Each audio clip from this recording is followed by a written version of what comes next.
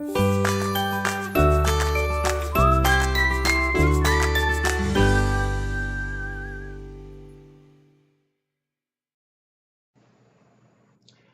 welcome everyone. We're a Fat Guy's Little Podcast, and I want to take some time out and we're going to look at Chameleon art markers, color tones, they're called.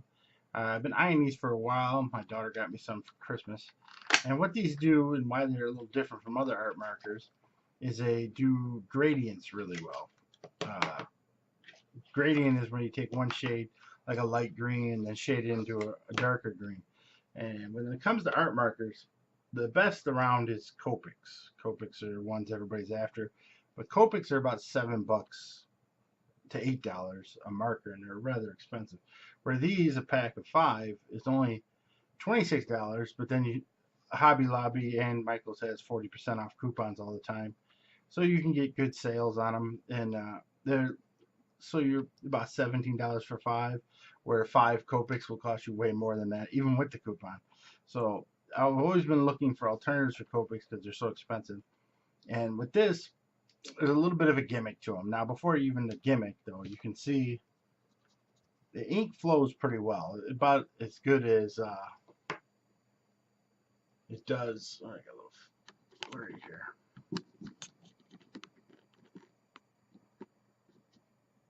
About as good as it does for a Copic. But here's the thing: there's one thing it does different that Copics don't do. So they call this an ink chamber or something chamber. I don't know the technical name of it.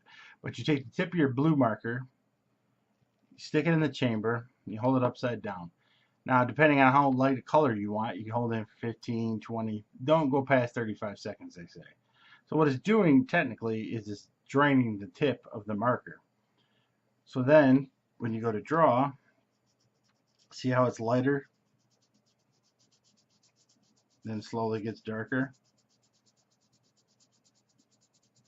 See, a lot of markers don't do that. So if you had like a ball, or if you had a circle and you want to do, this side shaded, this side dark, you can do it all with one marker, where on Copics you need 2 or 3. You need a light blue, medium blue, and a dark blue. Where this, you can do it all in one. Now, it does take time because you got to stop and, hold it like this. And there's a little bit of a learning curve, but outside of that, I like these markers a lot, to be honest with you. They're a good deal. And then again, so you want the light blue here. See how it's light? And it slowly gets darker as you come around. And you rinse and repeat. So that is a look at the Chameleon markers. You get them at Michaels, Hobby Lobby, Dick Blick's, just about anywhere. I always suggest Michaels and Hobby Lobby first, just because they always have 40% off coupons. And they also have these. These are the tips. So say you had a green, you want something to fade from green to blue, or vice versa, you would use these tips. And these are cheaper than the full markers. These are like $16 for 40% off. So you get about $9 for these. So say, you had this lagoon color. It's almost like a teal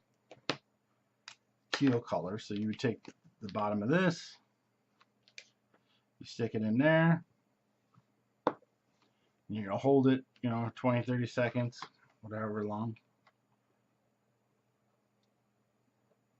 And you take it off, and you'll notice, if you can on the camera, I don't know if you can, but it goes from teal to blue, just like that. So if you had different colors and you want different gradients and stuff like that, you can do that with these as well. And you can buy just one set of markers and buy the big set. So one of the complaints I always heard is, well, it's such a big marker. You don't have to hold the whole marker while you're coloring. You just, it's only about that big, really. About the same size as a Copic, really. But a lot of people always say, oh, it's so huge and pain in the butt. It's not really. They're just exaggerating. These are from England, I believe. Big in England. They have all kinds of different packs. I got the 22 pack, and then I got the skin color, and the gray set, because I always like to do some gray coloring every once in a while.